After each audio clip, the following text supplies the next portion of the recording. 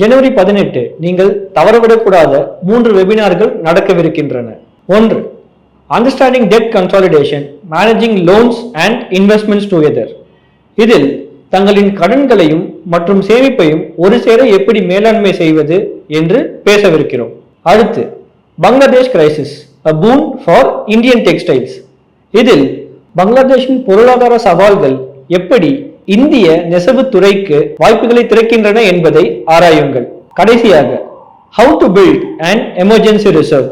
இதில் தங்களின் அவசரகால சேமிப்பை நீங்கள் எப்படி மேலாண்மை செய்யலாம் என்பதை பார்க்கவிருக்கிறோம். இன்றே தவறாமல் ரெஜிஸ்டர் செய்யுங்கள். நன்றி.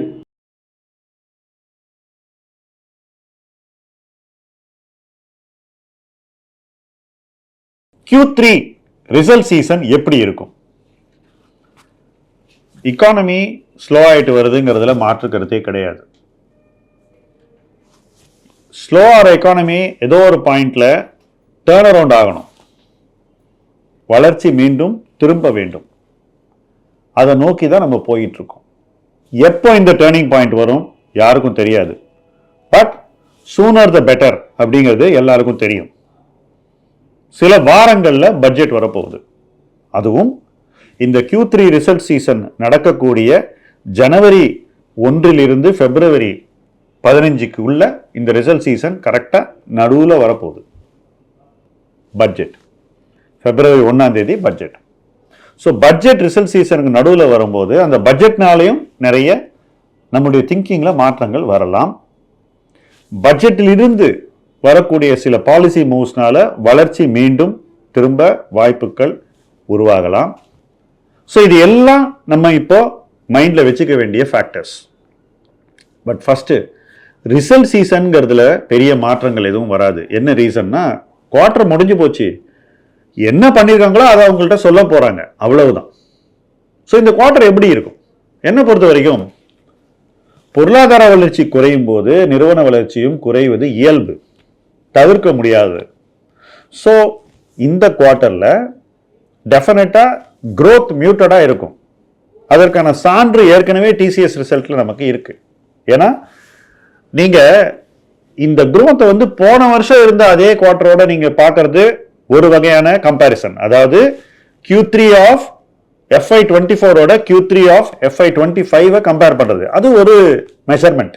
பட் அதை விட இம்பார்ட்டன்ட் மெஷர்மெண்ட் என்னன்னா, செப்டம்பர் குவார்டரோட டிசம்பர் குவார்டரினுடைய சேல்ஸை கம்பேர் பண்ணுறது. அதுதான் உண்மையான வளர்ச்சி. ஏன்னாக்கா பொருளாதாரம் எங்க போயிட்டு இருக்கு அப்படிங்கிறதுக்கு அதுல இருந்து நமக்கு கிடைக்கக்கூடிய அறிகுறி இன்னும் முக்கியம்.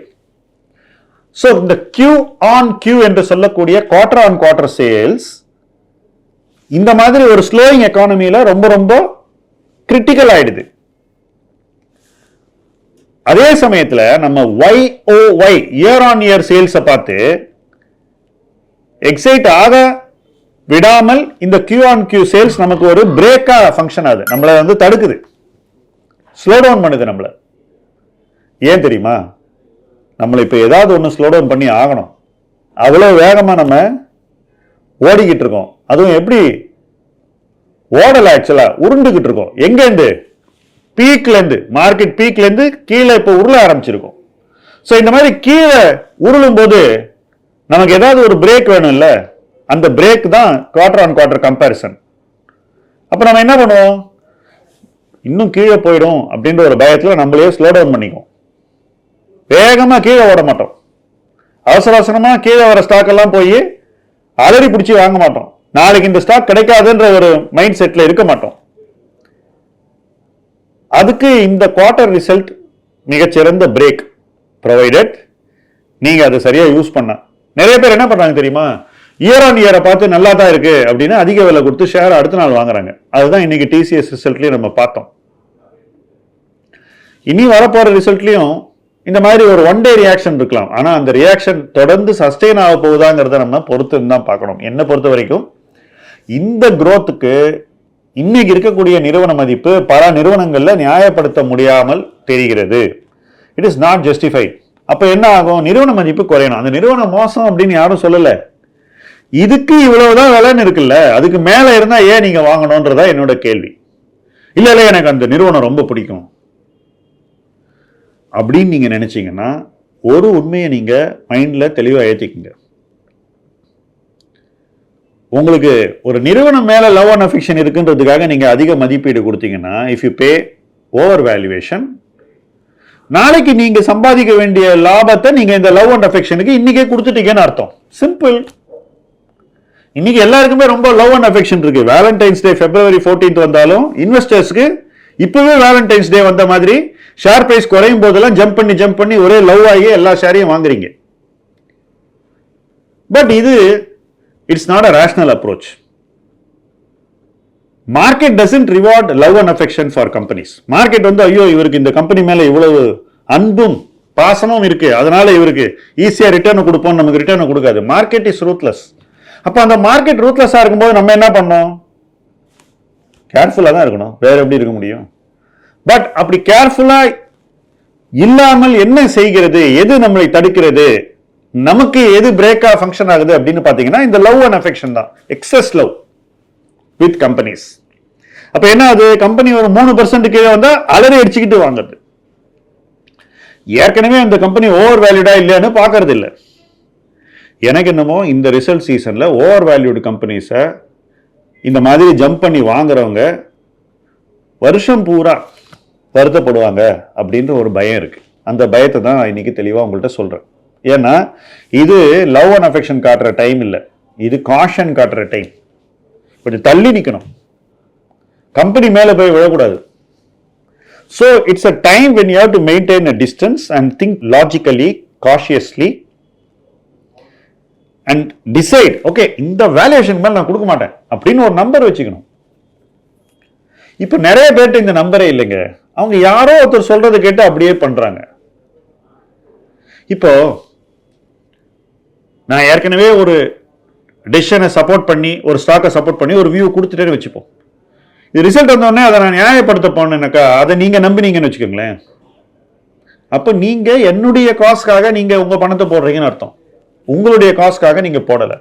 இதுதான் இந்த ரிசல்ட் சீசன்ல நீங்க தவிர்க்க வேண்டிய முக்கியமான விஷயம். கேட்டுக்கங்க, யார் என்ன சொன்னாலும் கேட்டுக்கங்க, தப்பு இல்லை. ஆனா உங்களுக்குன்னு ஒரு நிறுவன மதிப்பை நீங்க செட் பண்ணிக்கங்க. இந்த வேல்யூவேஷன், இந்த மார்க்கெட் கேப், இந்த ஷேர் பிரைஸ் வந்தா நான் வாங்குவேன், இதுக்கு மேல நான் பே பண்ண மாட்டேன்னு ஸ்ட்ரிக்டா இருங்க. அப்படி ஸ்ட்ரிக்டா இருக்கிற மார்க்கெட்டு இது. அப்படி ஸ்ட்ரிக்டா இருக்க வேண்டிய ரிசல்ட் சீசன் தான் இது. ஏன்னாக்கா growth ஸ்லோ ஆயிட்டு இருக்கு. growth ஸ்லோ ஆகும்போது என்ன ஆகும்? ப்ராஃபிட் growth ஸ்லோ ஆகும், மார்ஜின் குறையும், நிறுவனங்களுடைய கான்ஃபிடன்ஸ் குறையும், கைடன்ஸ் எல்லாம் எல்லாரும் கொஞ்சம் கொஞ்சம் குறைச்சிக்குவாங்க. சில பேர் என்ன பண்ணுவாங்க? கைடன்ஸை குறைக்க வேண்டிய அளவை விட அதிகமா குறைப்பாங்க. ஏன்னாக்கா அப்பதானே நாளைக்கு நல்லா பண்ணும்போது பாத்தீங்களா நாங்க சொன்னதை விட பெட்டரா பண்ணணும் உங்கள்கிட்டயே வந்து சொல்ல முடியும். ஸோ இதெல்லாம் நடக்கக்கூடிய ஒரு காலகட்டம் தான் இந்த 45 நாட்கள். ஸோ இந்த 45 நாட்கள் நீங்க எப்படி இருக்கணும்? கேர்ஃபுல்லா இருக்கணும், காஷியஸா இருக்கணும், கரெக்டா இருக்கணும், ஸ்ட்ரிக்டா இருக்கணும்.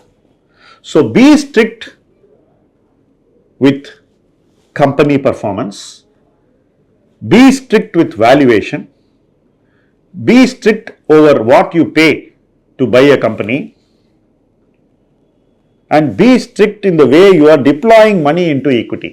இந்த strictness தான் இந்த காலகட்டத்தினுடைய அத்தியாவசிய தேவை. இந்த strictness இருந்துச்சுனாக்கா நீங்க கம்பெனிஸை வாங்கக்கூடிய விதமே மாறிடும்.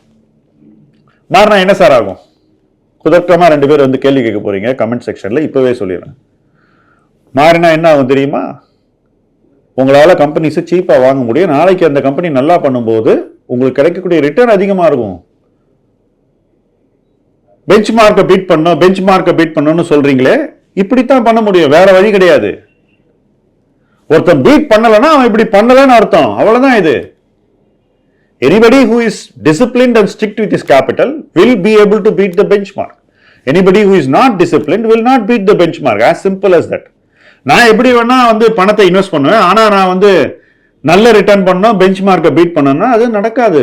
ஏன்னா நீங்க எப்படி டிசிப்ளின்டா இருக்கீங்கன்றதுக்கு தான் உங்களுக்கு அவுட் பர்ஃபார்மன்ஸ் கிடைக்குது. அந்த அவுட் பர்ஃபார்மன்ஸை தேட வேண்டிய காலம் தான் இந்த result season, Q3 result season. ஒரு வருஷத்துல 3 குவார்ட்டர்ஸ்லயும் எக்கானமி டீசெலரேட் ஆகுது, ஸ்லோ டவுன் ஆகுது, பர்ஃபார்மன்ஸ் ஸ்லோ டவுன் ஆகுது. ஆனா நம்ம ஸ்லோ டவுன் ஆகலைங்கிறது தான் என்னுடைய அப்சர்வேஷன். ஸ்லோ டவுன் பண்ண வேண்டிய நேரம் இது, ஸ்டாப் பண்ண வேண்டிய நேரம் இல்லை, ஸ்லோவா இன்வெஸ்ட் பண்ண வேண்டிய நேரம். ஸ்லோவானா என்ன? ஸ்டாகர்டாக இன்வெஸ்ட் பண்ணலாம், மதிப்பு கீழே வரும்போது இன்வெஸ்ட் பண்ணலாம், நிறுவனங்கள் இன்னும் சீப் ஆகும்போது இன்வெஸ்ட் பண்ணலாம், காத்திருந்து இன்வெஸ்ட் பண்ணலாம். இன்வெஸ்ட் பண்ணாமல் இருக்கணும்னு நான் சொல்லலை, கரெக்டாக இன்வெஸ்ட் பண்ணணும்னு தான் சொல்கிறேன். இந்த ஒரு டிஃபரன்ஸை புரிஞ்சுக்கிட்டு இணைந்து பயணிப்போம். முதலீட்டு களம் உங்கள் களம். நன்றி.